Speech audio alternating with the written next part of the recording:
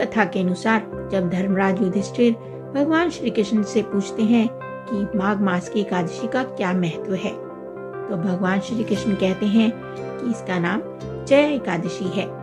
इस एकादशी पर व्रत करने से मनुष्य को भूत पिशाच योनि का भय नहीं रहता। इसी विषय में कथा सुनाते हुए भगवान श्री कृष्ण कहते हैं कि एक बार नंदन वन में उत्सव चल रहा था। इस उत्सव में सभी देवतागण, सिद्ध संत और दिव्य पुरुष उपस्थित थे और इस उत्सव में गंधर्व गायन कर रहे थे एवं गंधर्व कन्याएं नृत्य कर रही थी।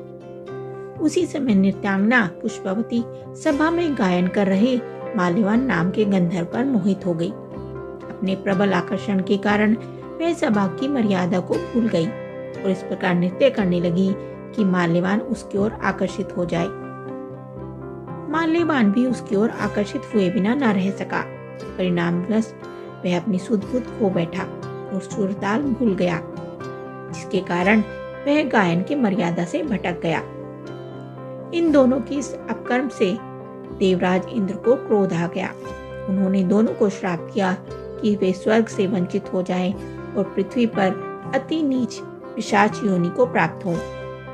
श्राप के प्रभाव से दोनों पिशाच बन गए और हिमालय पर्वत पर एक वृक्ष पर अत्यंत कष्ट भोगते हुए रहने लगे। एक दिन दोनों बहुत दुखी थे, जिसके चलते उन्होंने सिर्फ फलाहार किया और उसी रात ठंड के कारण उन दोनों की मृत्यु हो गई। संयोग से उस दिन माघ शुक्ल पक्ष की एकादशी तिथि थी।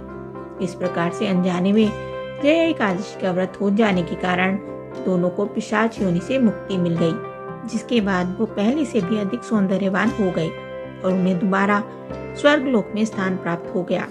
देवराज इंद्र दोनों को देखकर आश्चर्यचकित हो गए और उन्होंने उनसे पूछा कि आप श्राप मुक्त कैसे हुए। इस पर गंधर्व ने बताया कि यह भगवान विष्णु की जय एकादशी के प्रभाव है, जिसके कारण हम इस श्राप से मुक्त हुए। ये कथा और जानकारी आपको कैसी लगी हमें कमेंट करके जरूर बताएं। साथ ही वीडियो को लाइक करें, चैनल को सब्सक्राइब करें। धन्यवाद।